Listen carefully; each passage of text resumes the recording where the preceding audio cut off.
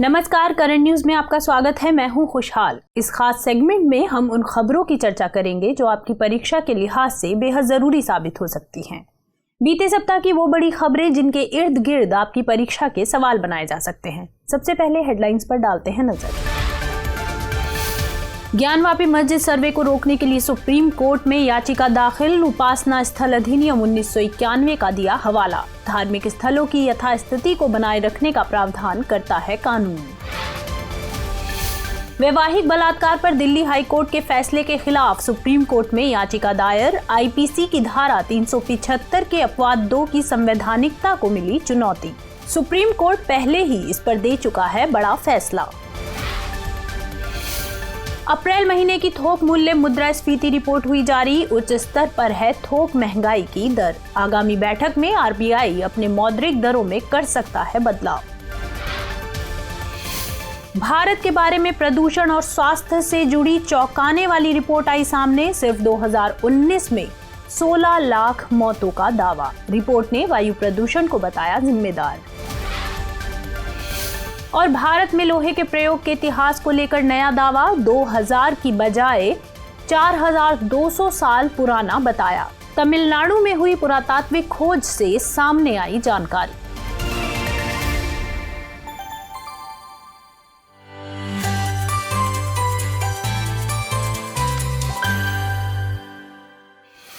हाल के दिनों में काशी विश्वनाथ मंदिर ज्ञानव्यापी मस्जिद विवाद के चलते उपासना स्थल अधिनियम या प्लेसेस ऑफ वर्शिप एक्ट फिर से सुर्खियों में है। दरअसल वाराणसी के सिविल कोर्ट के एक आदेश को वर्ष 1991 के इस अधिनियम के तहत सुप्रीम कोर्ट में चुनौती दी गई थी। बता दें कि सिविल कोर्ट ने अपने निर्णय में काशी विश्वनाथ मंदिर ज्ञानवापी मस्जिद परिसर में वीडियोग्राफी सर्वेक्षण करने का आदेश दिया था। इसी आदेश के खिलाफ ज्ञानवापी मस्जिद की ओर से प्रबंधन समिति अंजुमन इंतेजामिया मस्जिद ने सर्वोच्च अदालत में एक याचिका दायर की। इस याचिका में परिसर में वीडियोग्राफी सर्वेक्षण के आदेश पर रोक लगाने की अपील की गई।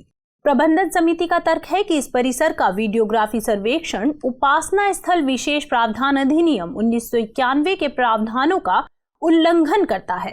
प्रबंधन समिति द्वारा इस अधिनियम की धारा 4 का हवाला दिया जा रहा है, जो किसी भी पूजा स्थल के धार्मिक चरित्र के रूपांतरण के लिए कोई मुकदमा दायर करने या कोई अन्य कानूनी कार्रवाई शुरू करने पर रोक लगाती है।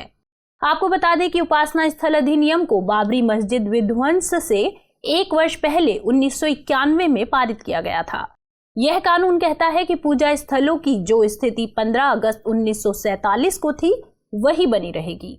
साथ ही 15 अगस्त 1947 से पहले मौजूद किसी भी धर्म के उपासना स्थल को किसी दूसरे धर्म के उपासना स्थल में नहीं बदला जा सकता है। इस अधिनियम की धारा 3 किसी भी धार्मिक संप्रदाय के पूजा स्थल के पूर्ण या आंशिक रूप से दूसरे धार्मिक संप्रदाय के पूजा स्थल में बदलने पर रोक लगाती है। अधिनियम की धारा 4(1) के अनुसार 15 अगस्त 1947 को पूजा स्थल का धार्मिक चरित्र वैसे ही बना रहेगा जैसा वह अस्तित्व में था। धारा 4(2) के अनुसार 15 अगस्त 1947 को मौजूद किसी भी पूजा स्थल के धार्मिक चरित्र को परिवर्तित करने के संबंध में किसी भी अदालत के समक्ष लंबित कोई भी मुकदमा या कानूनी कार्रवाई समाप्त हो जाएगी और कोई नया मुकदमा या नई कानूनी कार्रवाई शुरू नहीं की जाएगी। हालांकि यदि किसी पूजा स्थल की प्रकृति में बदलाव 15 अगस्त 1947 के बाद हुआ हो तो उस स्थिति में कानूनी कार्रवाई शुरू की जा सकती है। साथ ही यह अधिनियम राम जन्मभूमि बाबरी मस्जिद मामले और इससे संबंधित किसी भी मुकदमे, अपील या कार्रवाई पर लागू नहीं होगा। हाल ही में वैवाहिक बलात्कार के अपराधीकरण पर दिल्ली हाई कोर्ट के विभाजित फैसले के खिलाफ सुप्रीम कोर्ट में एक याचिका दायर की गई है। इस याचिका में भारतीय दंड संहिता यानी आईपीसी की धारा 375 के अपवाद 2 की संवैधानिकता को चुनौती दी गई है। याचिकाकर्ताओं का कहना है कि यह अपवाद उन विवाहित महिलाओं के साथ भेदभाव करता है जिनका उनके पतियों द्वारा यौन उत्पीड़न किया जाता है। साथ ही उनका तर्क है कि यह अपवाद विवाहित महिलाओं के मौलिक अधिकारों का भी उल्लंघन करता है, इसलिए इसे खत्म कर देना चाहिए। दरअसल आईपीसी की धारा 375 के अपवाद 2 में कहा गया है कि किसी पुरुष द्वारा अपनी पत्नी जिसकी उम्र 18 वर्ष से कम नहीं है उसके साथ यौन संबंध बनाना बलात्कार नहीं है। बता दें कि अक्टूबर 2017 के पहले इस अपवाद में पत्नी की उम्र 15 वर्ष से कम न होने का प्रावधान था, लेकिन सुप्रीम कोर्ट के एक निर्णय द्वारा इसे बदलकर 18 वर्ष कर दिया गया। कुल मिलाकर आईपीसी की धारा 375 का अपवाद 2 वैवाहिक बलात्कार को अपराध की श्रेणी से बाहर करता है या वैवाहिक बलात्कार को अपराध नहीं मानता है। आपको बता दें कि कुछ दिन पहले दिल्ली हाई कोर्ट ने वैवाहिक बलात्कार के अपवाद को चुनौती देने वाली याचिकाओं पर सुनवाई करते हुए एक विभाजित फैसला सुनाया था। इस फैसले में न्यायमूर्ति राजीव शगधर ने आईपीसी की धारा 375 के अपवाद 2 को खारिज कर दिया था। वहीं न्यायमूर्ति सी हरिशंकर ने धारा 375 के इस अपवाद को वैध माना था। 2 न्यायाधीशों की खंडपीठ के इस विभाजित फैसले के खिलाफ अपील करते हुए ही सुप्रीम कोर्ट में यह याचिका दायर की गई थी। गौरतलब है कि आईपीसी की धारा 375 उन कृत्यों को परिभाषित करती है जो बलात्कार की श्रेणी में आते हैं। हालांकि इस धारा में 2 अपवादों को भी शामिल किया गया है, जिनमें शामिल कृत्यों को बलात्कार नहीं माना जाएगा। इन अपवादों के तहत वैवाहिक बलात्कार को अपराध न मानने के साथ साथ चिकित्सा प्रक्रियाओं या हस्तक्षेप को भी बलात्कार नहीं माना जाएगा। आपकी जानकारी के लिए बता दें कि दंपत्ति के बीच जब स्पष्ट सहमति के बिना यौन संबंध बनते हैं तो उसे वैवाहिक बलात्कार माना जाता है। एमनेस्टी इंटरनेशनल के आंकड़ों के अनुसार 185 में से 77 देशों में वैवाहिक बलात्कार को अपराध माना जाता है। भारत उन देशों में शामिल है जहां वैवाहिक बलात्कार को न तो अपराध माना गया है और न ही इसे परिभाषित करने वाला कोई कानूनी प्रावधान मौजूद है। यहां तक कि भारतीय दंड संहिता भी बलात्कार की परिभाषा तो तय करती है, लेकिन इसमें वैवाहिक बलात्कार का कोई जिक्र नहीं है। हाल ही में केंद्रीय मंत्रिमंडल ने नेशनल पॉलिसी ऑन बायोफ्यूल्स 2018 में संशोधन को अपनी मंजूरी दे दी है। बायोफ्यूल पॉलिसी में किए जाने वाले संशोधनों के लिए अनेक कारक उत्तरदायी हैं। इनमें बायोफ्यूल्स के क्षेत्र में होने वाले नवाचार, बायोफ्यूल्स का उत्पादन बढ़ाने के लिए नेशनल बायोफ्यूल कोऑर्डिनेशन कमेटी की बैठकों में लिए गए अहम फैसलों के साथ साथ अप्रैल 2023 से देश भर में 20% इथेनॉल की मात्रा वाले इथेनॉल ब्लेंडेड पेट्रोल को शुरू करने हेतु की गई सिफारिशें और निर्णय प्रमुख हैं। गौरतलब है कि नेशनल पॉलिसी ऑन बायोफ्यूल 2018 को पेट्रोलियम और प्राकृतिक गैस मंत्रालय द्वारा वर्ष 2009 की नेशनल पॉलिसी ऑन बायोफ्यूल्स के स्थान पर लाया गया था। दरअसल देश में बायोफ्यूल्स के उत्पादन को बढ़ाने के लिए वर्ष 2018 की नेशनल पॉलिसी ऑन बायोफ्यूल्स में विभिन्न संशोधन किए गए हैं। बायोफ्यूल्स के उत्पादन के लिए अधिक फीड स्टॉक्स को मंजूरी दी गई है और पेट्रोल में 20% इथेनॉल के मिश्रण के लक्ष्य को वर्ष 2030 से पहले 2025-26 में ही प्राप्त करने का लक्ष्य रखा गया है। साथ ही मेक इन इंडिया कार्यक्रम के तहत विशेष आर्थिक क्षेत्रों में स्थापित इकाइयों द्वारा बायोफ्यूल्स के उत्पादन को प्रोत्साहन देने की भी बात कही गई है। इनके अलावा नेशनल बायोफ्यूल कोऑर्डिनेशन कमेटी में नए सदस्यों को शामिल करना और विशेष मामलों में बायोफ्यूल्स के निर्यात को अनुमति देने की भी मंजूरी मिली। ये संशोधन स्वदेशी प्रौद्योगिकियों के विकास को बढ़ावा देने के साथ साथ भारत में मेक इन इंडिया अभियान का मार्ग भी प्रशस्त करेगा। साथ ही इन संशोधनों के चलते देश के भीतर बायोफ्यूल्स के क्षेत्र में नए नए रोजगारों का भी सृजन होगा। इसके अलावा देश में अधिक से अधिक बायोफ्यूल्स का उत्पादन होने से पेट्रोलियम उत्पादों के आयात में भी कमी आएगी।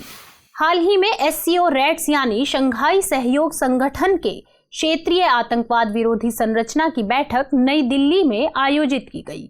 इसकी मेजबानी भारत ने की। इस बैठक में भारत, पाकिस्तान और शंघाई सहयोग संगठन के अन्य सदस्य देशों के काउंटर टेररिज्म एक्सपर्ट्स ने भाग लिया। इसमें विभिन्न क्षेत्रीय सुरक्षा चुनौतियों का मुकाबला करने के लिए आपसी सहयोग बढ़ाने पर भी विचार विमर्श किया गया। इस बैठक में अफगानिस्तान की वर्तमान स्थिति पर केंद्रित चर्चा हुई। तालिबान शासित अफगानिस्तान में सक्रिय आतंकवादी समूहों के खतरों से निपटने के लिए विभिन्न रणनीतियों और आपसी सहयोग पर चर्चा हुई। साथ ही बैठक में इस क्षेत्र में शांति और विकास के लिए क्षेत्रीय सुरक्षा सहयोग बढ़ाने पर भी जोर दिया गया।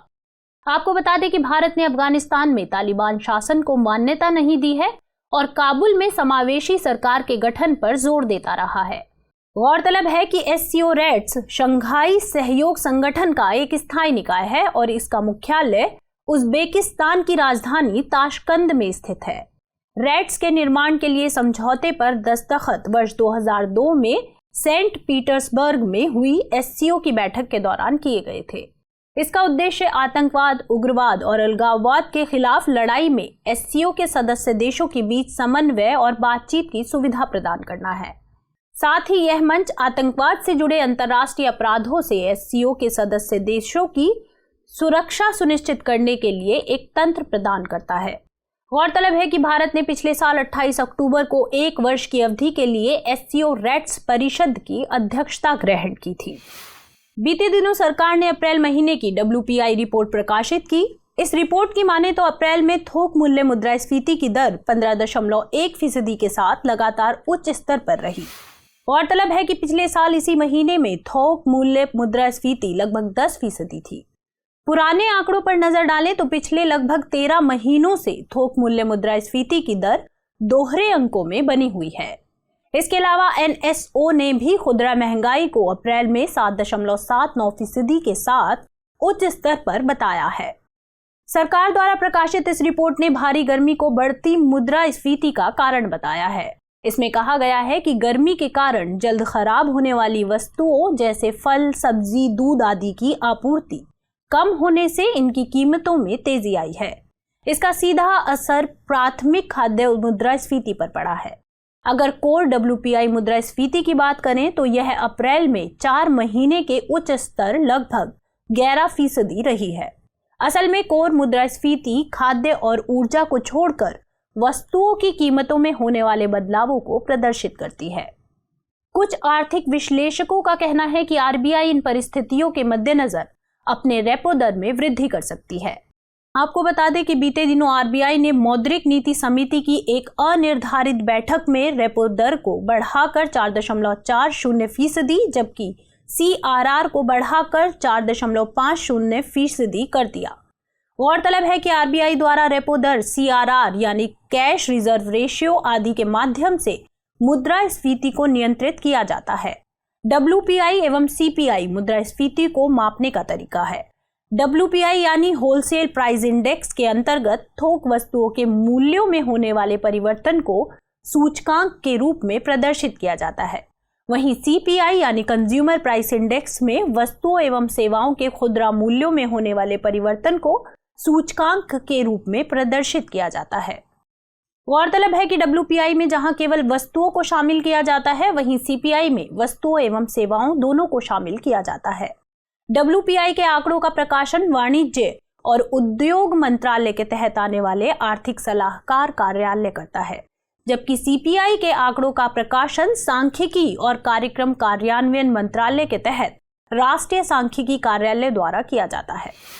हाल ही में दुनिया में गेहूं के दूसरे सबसे बड़े उत्पादक देश भारत ने सभी प्रकार के गेहूं निर्यात पर प्रतिबंध लगा दिया है। इसके चलते उच्च प्रोटीन, ड्यूरम और नॉर्मल सॉफ्ट ब्रेड सहित गेहूं की सभी किस्मों को निर्यात की मुक्त श्रेणी से प्रतिबंधित श्रेणी में स्थानांतरित कर दिया गया है।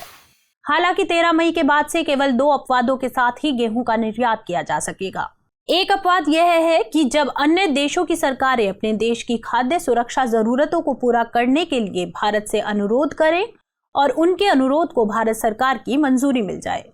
दूसरा, उस स्थिति में जहां विभिन्न देशों के साथ गेहूं का निर्यात ट्रांजिशनल फेज में है। इसका मतलब हुआ कि गेहूं के निर्यात के लिए पहले ही समझौते किए जा चुके हैं और इर्रेवोकेबल लेटर ऑफ क्रेडिट जारी हो चुके हैं। गौरतलब है कि चालू वित्त वर्ष के लिए अभी तक लगभग 4.5 मिलियन टन गेहूं के निर्यात समझौते किए जा चुके हैं। इसमें से लगभग 1.5 मिलियन टन गेहूं का निर्यात अप्रैल के महीने में किया जा चुका है। आपको बता दें कि ILOC यानी इर्रेवोकेबल लेटर ऑफ क्रेडिट एक प्रकार का वित्तीय साधन है जिसमें खरीदार का बैंक उसके द्वारा खरीदी जा रही वस्तुओं या सेवाओं के भुगतान की गारंटी देता है।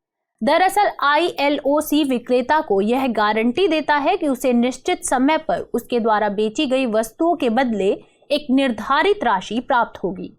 असल में अंतर्राष्ट्रीय व्यापार को सुविधाजनक बनाने के लिए ILOC का सबसे अधिक उपयोग किया जाता है और इसे निर्धारित समय अवधि के दौरान रद्द नहीं किया जा सकता है। दिलचस्प बात यह है कि इन निर्यात प्रतिबंधों की घोषणा के एक दिन पहले ही केंद्र सरकार ने गेहूं निर्यात से जुड़ी एक प्रेस विज्ञप्ति भी जारी की थी। इसमें Morocco, Tunisia, Indonesia, Philippines, Thailand, Vietnam, तुर्की, अल्जीरिया और लेबनान जैसे देशों में गेहूं का निर्यात बढ़ाने के लिए व्यापार प्रतिनिधि मंडल भेजने की बात कही गई थी। इसके अलावा अभी कुछ दिन पहले ही केंद्रीय खाद्य सचिव ने भी गेहूं के निर्यात पर प्रतिबंध न लगाने की बात कही थी। लेकिन विश्लेषकों का मानना है कि मार्च-अप्रैल के दौरान असामान्य रूप से गर्म मौसम के चलते गेहूं उत्पादन में आई गिरावट के कारण इसके निर्यात पर रोक लगाने का फैसला लिया गया है। साथ ही चालू रबी विपणन सीजन में केंद्र की गेहूं खरीद घटने और खुदरा व्यापार मुद्रास्फीति के उच्च स्तर पर पहुंचने के चलते सरकार ने यह कदम उठाया है। बता दें कि निर्यात पर पाबंदी के कुछ दिन बाद सरकार ने इन प्रतिबंधों में ढील का ऐलान किया। सरकार ने गेहूं की ऐसी खेपों के निर्यात की अनुमति दे दी जिन्हें 13 मई को या उससे पहले जांच के लिए कस्टम को सौंप दिया गया था या उनके सिस्टम में पंजीकृत कर लिया गया था। बीते दिनों IMF यानी इंटरनेशनल मॉनेटरी फंड की समीक्षा बैठक हुई। इसमें IMF ने SDR बास्केट में शामिल चीन की मुद्रा युआन के भारांक को बढ़ाने का निर्णय लिया। इस परिवर्तन को आगामी 1 अगस्त से लागू करने की बात कही गई है। गौरतलब है कि युआन का भारांक 10.92% था, जो अब बढ़कर 12.28% हो गया है। साथ ही अमेरिकी मुद्रा डॉलर के भारांक में भी वृद्धि की गई है। यह अब 41.73% से बढ़कर 43.38% हो गया है। इसके अलावा जापानी येन और ब्रिटिश पाउंड के भारांक में गिरावट देखने को मिली है। IMF के अनुसार भारांक में हुए परिवर्तन के बावजूद SDR बास्केट में शामिल मुद्राओं की रैंकिंग समान रूप से बनी हुई है। आपको बता दें कि इस रैंकिंग में पहले स्थान पर अमेरिकी मुद्रा डॉलर है, जबकि दूसरे और तीसरे स्थान पर क्रमशः यूरो और चीनी युआन है।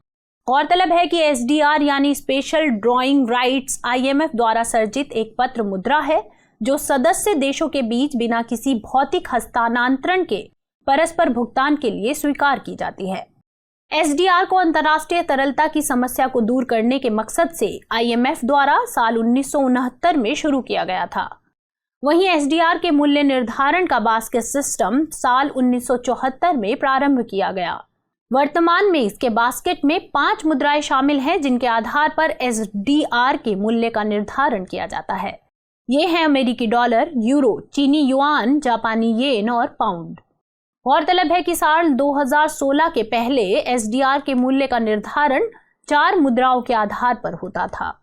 चीन की मुद्रा युआन को SDR मुद्रा बास्केट में साल 2016 में शामिल किया गया था और वर्तमान में युआन के मूल्य में तेज गिरावट के बीच यह बदलाव आया है। आपको बता दें कि IMF की समीक्षा बैठक हर 5 साल पर आयोजित होती है, लिहाजा अगली समीक्षा बैठक 2027 में आयोजित होगी। हाल ही में the Lancet planetary health journal में प्रदूषण और स्वास्थ्य से जुड़ी एक रिपोर्ट प्रकाशित हुई है। भारत के नजरिए से इस रिपोर्ट में चौंका देने वाले आंकड़े पेश किए गए हैं। रिपोर्ट के मुताबिक साल 2019 में भारत में वायु प्रदूषण के कारण लगभग 16 लाख मौतें हुई, जो उसी वर्ष हुई कुल मौतों का लगभग 17% थी। वहीं वैश्विक स्तर पर वायु प्रदूषण लगभग 77 लाख मौतों के लिए जिम्मेदार था। इस प्रकार वायु प्रदूषण से होने वाली मौतों के मामले में भारत को अव्वल बताया गया है। रिपोर्ट का दावा है कि साल 2019 में दुनिया भर में लगभग 90 लाख मौतों के लिए सिर्फ प्रदूषण ही जिम्मेदार था। इसमें लगभग 45 लाख मौतें परिवेशी वायु प्रदूषण के कारण हुई थी। WHO के मुताबिक उद्योगों, घरों, कारों और ट्रकों आदि द्वारा उत्सर्जित प्रदूषण परिवेशी वायु प्रदूषण कहलाता है। हालांकि इंडोर वायु प्रदूषण और जल प्रदूषण से होने वाली मौतों की संख्या में कमी की बात कही गई है। लेकिन मौतों की संख्या में इस गिरावट के बावजूद औद्योगिक प्रदूषण जैसे परिवेशी वायु प्रदूषण और रासायनिक प्रदूषण के चलते आंकड़ों में इजाफा हो गया है। इस रिपोर्ट में भारत के गंगा के मैदान को वायु प्रदूषण के मामले में सबसे खराब बताया गया है। इसमें दिल्ली सहित आसपास के कई प्रदूषित शहर शामिल है। गौरतलब है कि विश्व वायु गुणवत्ता रिपोर्ट में भी दिल्ली को विश्व की सर्वाधिक वायु प्रदूषित राजधानी के रूप में चिन्हित किया गया था। आपको बता दें कि वायु प्रदूषण की गंभीर स्थिति के मद्देनजर WHO ने भी अपने स्वास्थ्य आधारित वैश्विक वायु गुणवत्ता दिशा निर्देशों को काफी कड़ा कर दिया है। अब प्रति घन मीटर PM 2.5 की मात्रा 10 माइक्रोग्राम से घटाकर 5 कर दी गई है। इस नई व्यवस्था के चलते भी भारत में वायु प्रदूषण को गंभीर बताया जा रहा है, क्योंकि इस नए मानक को हासिल करने में हमारे शहर नाकाम साबित हो रहे हैं। वर्तमान समय में भारत के विभिन्न हिस्सों में लगातार लू या गर्म हवाओं के मामले दर्ज हो रहे हैं। खासतौर से देश के अधिकांश शहर ग्रामीण क्षेत्रों या इलाकों की तुलना में बहुत अधिक गर्म बने हुए हैं। बीते रविवार को दिल्ली के 2 इलाकों में तो तापमान 50 डिग्री सेल्सियस के करीब दर्ज किया गया। दरअसल इन शहरों का तापमान बहुत अधिक होने के लिए इनमें विभिन्न अर्बन हीट आइलैंड्स की उपस्थिति महत्वपूर्ण रूप से उत्तरदायी होती है। किसी क्षेत्र विशेष का अर्बन हीट आइलैंड बनना एक स्थानीय और अस्थायी घटना है। ऐसा तब होता है जब किसी शहर के कुछ इलाके आसपास या पड़ोसी क्षेत्रों की तुलना में अत्यधिक गर्म हो जाते हैं। इसके लिए ज्यादातर मानवीय गतिविधियां जिम्मेदार होती हैं। ये हीट आइलैंड्स गर्मियों में ऊर्जा की मांग, ग्रीन हाउस गैस उत्सर्जन, गर्मी से जुड़ी विभिन्न बीमारियों, वायु प्रदूषण आदि में बढ़ोतरी कर सकते हैं। दरअसल किसी भी क्षेत्र के अर्बन हीट आइलैंड बनने के लिए बहुत से कारक उत्तरदायी होते हैं। इनमें इमारतों एवं सड़कों के निर्माण में डामर और कंक्रीट के उपयोग से ऊष्मा का अवशोषण बढ़ना, इन क्षेत्रों में पेड़ों और हरियाली का कम होना, परिवहन के साधनों और जीवाश्म ईंधनों का अत्यधिक उपयोग करना आदि प्रमुख हैं। आपको बता दें कि ग्रामीण क्षेत्रों में शहरी क्षेत्रों की तुलना में खेत, जंगलों और पेड़ों के रूप में अपेक्षाकृत अधिक ग्रीन कवर या हरित आवरण देखने को मिलता है। यही हरित आवरण यहाँ के वातावरण में गर्मी को नियंत्रित करने में एक प्रमुख भूमिका निभाता है। इसके चलते इन ग्रामीण इलाकों का तापमान अधिक नहीं पहुंच पाता है। इसके विपरीत शहरी क्षेत्रों में पर्याप्त हरित आवरण अथवा पेड़ों का अभाव होता है। इन क्षेत्रों में ईंटों, सीमेंट्स और कंक्रीट से निर्मित इमारतें एवं सड़कें होती हैं जो अधिक मात्रा में हीट को अवशोषित करती हैं। इसके चलते यहाँ पर अत्यधिक मात्रा में हीट का अवशोषण तो होता है, लेकिन उतनी मात्रा में हीट का निष्कासन नहीं हो पाता है। नतीजतन ये क्षेत्र अत्यधिक गर्म हो जाते हैं और अर्बन हीट आइलैंड के रूप में कार्य करने लगते हैं। IHCI यानी इंडिया हाइपरटेंशन कंट्रोल इनिशिएटिव के सर्वे से पता चला है कि भारत में ब्लड प्रेशर से पीड़ित 2.1 मिलियन आबादी में से लगभग 23% लोग अनियंत्रित ब्लड प्रेशर से पीड़ित हैं। हालिया सर्वे के मुताबिक देश में 15 वर्ष से अधिक आयु की लगभग 21% महिलाएं और 24% पुरुष हाई ब्लड प्रेशर के शिकार हैं। आपको बता दें कि हाई ब्लड प्रेशर का मतलब है कि जब सिस्टोलिक ब्लड प्रेशर का स्तर 140 mmHg से ज्यादा या उसके बराबर, या डायस्टोलिक ब्लड प्रेशर का स्तर 90 mmHg से अधिक या उसके बराबर हो, या फिर अगर ब्लड प्रेशर कम करने के लिए दवाओं का सेवन किया जाता हो, तब इसे भी हाई ब्लड प्रेशर की श्रेणी में रखा जाता है। IHCI के आंकड़ों के अनुसार केरल राज्य में इस रोग से पीड़ित लोगों की संख्या सबसे अधिक है। यहाँ के लगभग 32.8% पुरुष और 30.9% महिलाएं हाई ब्लड प्रेशर से पीड़ित हैं, जबकि तेलंगाना इस मामले में केरल के बाद आता है। राष्ट्रीय परिवार स्वास्थ्य सर्वेक्षण की हालिया रिपोर्ट भी यह दर्शाती है कि दक्षिणी राज्यों में राष्ट्रीय औसत की तुलना में हाई ब्लड प्रेशर के मरीज अधिक हैं।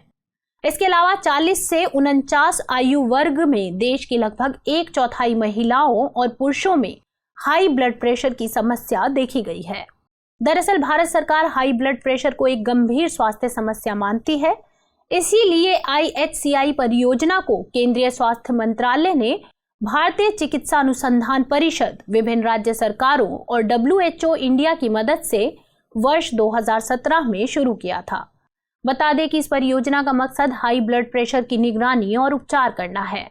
गौरतलब है कि 2021 के अंत तक 19 राज्यों के 101 जिलों को इसके तहत कवर करते हुए लगभग 21 लाख रोगियों की पहचान हो चुकी है।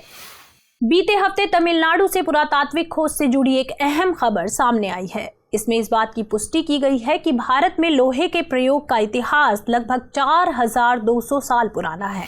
इस बात की जानकारी खुद तमिलनाडु के मुख्यमंत्री M.K. स्टालिन ने साझा की। उन्होंने पुरातात्विक रिपोर्ट को इसका आधार बताया है। दरअसल तमिलनाडु के मयिलाडुम्पराई सांस्कृतिक स्थल में खनन का कार्य 1990 के दशक में किया गया था, लेकिन खुदाई से प्राप्त साक्ष्यों के काल निर्धारण या कार्बन डेटिंग का कार्य अभी पूरा हुआ है। गौरतलब है कि रेडियो कार्बन डेटिंग या कार्बन डेटिंग जंतुओं एवं पौधों की आयु को जानने की एक विधि है, जिसकी खोज साल 1949 में शिकागो विश्वविद्यालय के प्रोफेसर विलियर्ड लिबी ने की थी। आपको बता दें कि मयिलाडुम्पराई सांस्कृतिक स्थल तमिलनाडु के कृष्णागिरी शहर के पास स्थित है। साथ ही मयिलाडुम्पराई को माइक्रोलिथिक और प्रारंभिक ऐतिहासिक युग के बीच की सांस्कृतिक सामग्री के स्थल के रूप में मान्यता प्राप्त है। इस स्थल की खोज प्रोफेसर राजन ने की थी। गौरतलब है कि इससे पहले लोहे के प्रयोग से जुड़े इतिहास को लगभग 1900 से 2000 ईसा पूर्व माना जाता था। वहीं तमिलनाडु राज्य में लोहे का इतिहास लगभग 1500 ईसा पूर्व पुराना था। इसके अलावा लोहे के प्रारंभिक साक्ष्यों की बात करें तो भारत में इसका सबसे पहला प्रमाण राजस्थान के आहार नामक स्थान से प्राप्त हुआ था। हाल ही में IFPRI यानी अंतर्राष्ट्रीय खाद्य नीति अनुसंधान संस्थान ने 2022 global food policy report climate change and food system जारी की है। रिपोर्ट के अनुसार जलवायु परिवर्तन के चलते वर्ष 2030 तक भारत के खाद्यान्न उत्पादन में 16% की गिरावट हो सकती है। साथ ही जलवायु परिवर्तन के कारण भारत में भुखमरी के शिकार लोगों की संख्या में 23% का इजाफा हो सकता है। दरअसल रिपोर्ट का मानना है कि वर्ष 2030 में 73.9 मिलियन भारतीयों के भुखमरी के शिकार होने की आशंका है। लेकिन अगर जलवायु परिवर्तन के प्रभावों को भी शामिल कर लिया जाए तो यह संख्या बढ़कर 90.6 मिलियन हो सकती है। साथ ही जलवायु परिवर्तन के चलते समग्र खाद्य उत्पादन सूचकांक भी 1.6 से घटकर 1.5 हो सकता है। आपको बता दें कि खाद्य उत्पादन सूचकांक में उन फसलों को शामिल किया जाता है जिन्हें खाद्य माना जाता है और जिनमें पोषक तत्व होते हैं, लेकिन कॉफी और चाय को इस सूचकांक में शामिल नहीं किया जाता है क्योंकि खाद्य होने के बावजूद उनका कोई पोषक मूल्य नहीं है। हालांकि रिपोर्ट में भारत के लिए अच्छी खबर यह है कि जलवायु परिवर्तन भारतीयों की औसत कैलोरी खपत को प्रभावित नहीं करेगा और इसके वर्ष 2030 में भी प्रति व्यक्ति प्रतिदिन लगभग 2600 किलो कैलोरी रहने का अनुमान है। वैश्विक संदर्भ में कहा गया है कि 2050 तक वैश्विक खाद्यान्न उत्पादन वर्ष 2010 के स्तर से लगभग 60% बढ़ जाएगा।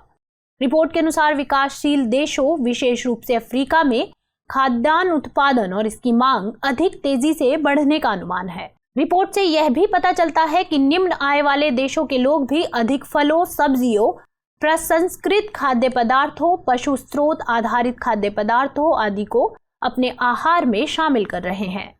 साथ ही दक्षिण एशिया, पश्चिम अफ्रीका और मध्य अफ्रीका में मांस का उत्पादन वर्ष 2030 तक 2 गुना एवं वर्ष 2050 तक 3 गुना होने का अनुमान है। हालांकि इस वृद्धि के बावजूद विकासशील देशों में प्रति व्यक्ति खपत का स्तर विकसित देशों की तुलना में आधे से भी कम रहेगा। इसके अलावा वैश्विक स्तर पर औसत आहार ऊर्जा खपत लगभग 10% बढ़कर 3000 किलो कैलोरी प्रति व्यक्ति प्रतिदिन से अधिक होने का अनुमान है। रिपोर्ट के अनुसार फूड एक्सेसिबिलिटी में क्षेत्रीय अंतर के चलते वैश्विक स्तर पर लगभग 500 मिलियन लोग भुखमरी के शिकार हो सकते हैं, लेकिन जलवायु परिवर्तन के कारण वैश्विक स्तर पर लगभग 70 मिलियन और अधिक लोग भुखमरी के शिकार हो सकते हैं। खबरों के बाद अब बुलेटिन से जुड़े 5 सवालों पर डालते हैं एक नजर। आज के सेशन के 5 प्रश्न इस प्रकार हैं। पहला प्रश्न है, SCORATS से संबंधित निम्नलिखित कथनों पर विचार कीजिए। 1. यह शंघाई सहयोग संगठन का एक अस्थायी निकाय है। 2. वर्ष 2022 में इसकी बैठक भारत के अहमदाबाद शहर में आयोजित की गई। 3. इसका मुख्यालय उज्बेकिस्तान की राजधानी ताशकंद में स्थित है। उपर्युक्त कथनों में से कौन सा यहाँ से कथन सही है या फिर है? केवल 1 और 3, केवल 3, केवल 2 और 3 या फिर केवल 2। अगला प्रश्न है, SDR से संबंधित निम्नलिखित कथनों पर विचार कीजिए। 1. SDR के मूल्य निर्धारण की बास्केट प्रणाली की शुरुआत वर्ष 1974 में हुई। 2. SDR के मूल्य निर्धारण में चीन की मुद्रा युआन 12.28% का योगदान करती है। 3. हाल ही में IMF ने जापानी येन और ब्रिटिश पाउंड के SDR भारांक में कमी की है। उपरोक्त कथनों में से कौन सा यहाँ से कथन सही है या फिर है? 1, 2 और 3, केवल 3, केवल 1 या फिर केवल 1 और 3। अगला प्रश्न है, निम्नलिखित कथनों पर विचार कीजिए। 1. वैवाहिक बलात्कार को आईपीसी की धारा 375 के तहत परिभाषित किया गया है। 2. भारत में 18 वर्ष से कम उम्र की विवाहित महिलाओं का उनके पतियों के साथ यौन संबंध बनाना अपराध की श्रेणी में आता है। उपरोक्त कथनों में से कौन सा यहाँ से कथन सही है या फिर है? केवल एक और दो दोनों, केवल 2 या फिर ना तो एक और ना ही 2। अगला प्रश्न है, प्लेसेस ऑफ वर्शिप एक्ट से संबंधित निम्नलिखित कथनों पर विचार कीजिए। 1. यह कानून वर्ष 1991 में पारित हुआ था। 2. यह अधिनियम पूजा स्थलों के धार्मिक परिवर्तन को आंशिक अनुमति प्रदान करता है। 3. इस कानून को सुप्रीम कोर्ट के परामर्श के बाद ही संसद द्वारा संशोधित किया जा सकता है। उपरोक्त कथनों में से कौन सा यहाँ से कथन सही नहीं है या फिर है? केवल 2 और 3, केवल 3, केवल 1 या फिर केवल 1 और 3। अंतिम प्रश्न है, निम्नलिखित कथनों पर विचार कीजिए। 1. तमिलनाडु के मयिलाडुम्पराई में लोहे के सबसे पुराने साक्ष्य की पहचान की गई है। 2. मयिलाडुम्पराई स्थल की खोज प्रोफेसर राजन ने की थी। 3. भारत में लोहे का पहला साक्ष्य राजस्थान के आहार नामक स्थान में खोजा गया था। उपरोक्त कथनों में से कौन सा यहाँ से कथन सही है या फिर है? केवल 1 और 2, केवल 1, केवल 3 या फिर 1, 2 और 3।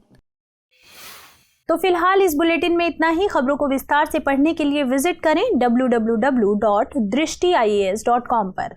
साथ ही दृष्टि IAS के हिंदी अंग्रेजी यूट्यूब चैनल और दृष्टि PCS यूट्यूब चैनल को लाइक, शेयर और सब्सक्राइब करना ना भूलें। लेकिन चलते चलते डालते हैं कुछ छोटी मगर जरूरी खबरों पर एक नजर।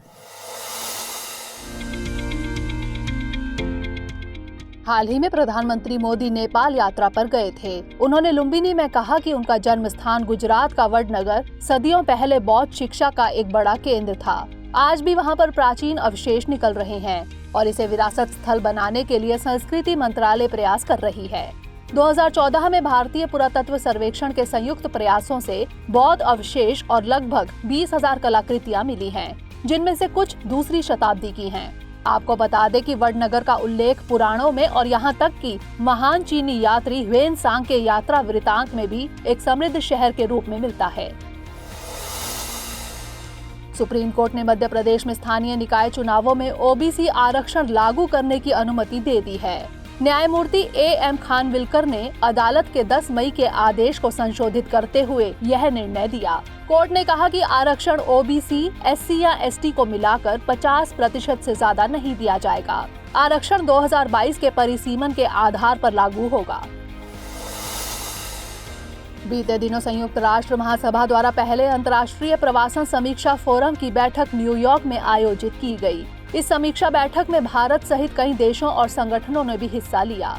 फोरम का मकसद सुरक्षित, व्यवस्थित और नियमित प्रवासन हेतु वैश्विक समझौतों को लागू करने और विभिन्न स्तरों पर हुई प्रगति की समीक्षा करना है। 2022 के बाद से अंतर्राष्ट्रीय प्रवासन समीक्षा फोरम की बैठक प्रत्येक 4 साल में आयोजित की जाएगी।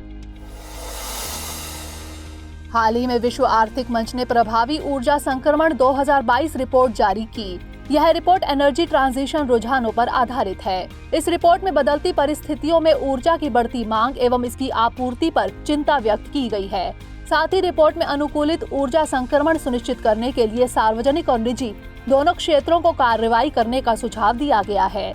इसके अलावा आयात पर निर्भर देशों को कई देशों से ऊर्जा आयात करने के विकल्पों पर विचार करने को भी कहा गया है। हाल ही में दक्षिण कोरिया के सियोल शहर में 15वीं विश्व वानिकी कांग्रेस का आयोजन किया गया। इस कार्यक्रम की मुख्य उपलब्धि सियोल 1 घोषणा पत्र को अपनाया जाना था। आपको बता दें कि विश्व वानिकी कांग्रेस की एशिया में यह दूसरी बैठक थी। इससे पहले इंडोनेशिया में वर्ष 1978 में इसको आयोजित किया गया था। गौरतलब है कि विश्व वानिकी कांग्रेस प्रत्येक 6 साल में आयोजित की जाती है। इस बार विश्व वानिकी कांग्रेस की थीम वनों के building a green, healthy and resilient future with forest थी।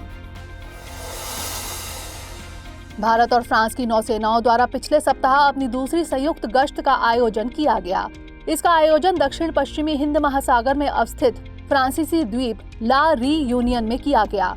इस गश्त का उद्देश्य संयुक्त निगरानी और गश्त संचालन क्षमताओं का प्रदर्शन करना था। गौरतलब है कि ला रीयूनियन हिंद महासागर में अवस्थित एक द्वीप है जो मेडागास्कर द्वीप के पूर्व और मॉरिशस द्वीप के दक्षिण पश्चिम दिशा में स्थित है। हाल ही में सुप्रीम कोर्ट ने एंडोसल्फान कीटनाशक फैसले के उल्लंघन के मामले में केरल सरकार को फटकार लगाई। साल 2017 में शीर्ष अदालत ने एंडोसल्फान कीटनाशक मामले में प्रत्येक पीड़ित को 5 लाख रुपए मुआवजा देने का आदेश दिया था। गौरतलब है कि सर्वोच्च न्यायालय ने वर्ष 2011 में इस कीटनाशक के निर्माण, बिक्री और उपयोग पर रोक लगाई थी। GMR हैदराबाद अंतर्राष्ट्रीय हवाई अड्डे ने अपनी कुशल कार्बन प्रबंधन प्रक्रिया के लिए एयरपोर्ट काउंसिल इंटरनेशनल के ग्रीन एयरपोर्ट्स रिकॉग्निशन प्रोग्राम में लगातार 5वीं बार सिल्वर अवार्ड जीता है। इस हवाई अड्डे ने एशिया प्रशांत क्षेत्र में प्रति वर्ष 15 से 50 मिलियन यात्री श्रेणी में पुरस्कार जीता है। यह हवाई अड्डा स्थायी संसाधनों, पर्यावरण के अनुकूल उत्पादों, ऊर्जा कुशल उपकरणों, पर्यावरण के अनुकूल प्रौद्योगिकी का उपयोग करके हरित मानदंडों का अनुपालन कर रहा है।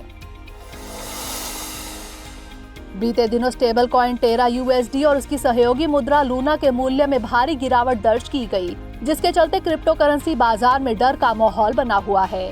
स्टेबल कॉइन एक प्रकार की क्रिप्टो करेंसी है जो आमतौर पर सरकार द्वारा समर्थित मुद्रा या सोने या चांदी जैसी वस्तुओं के मूल्य से जुड़ी होती है। निवेशक क्रिप्टो करेंसी से जुड़े रिस्क से बचने के लिए इनमें निवेश करते हैं।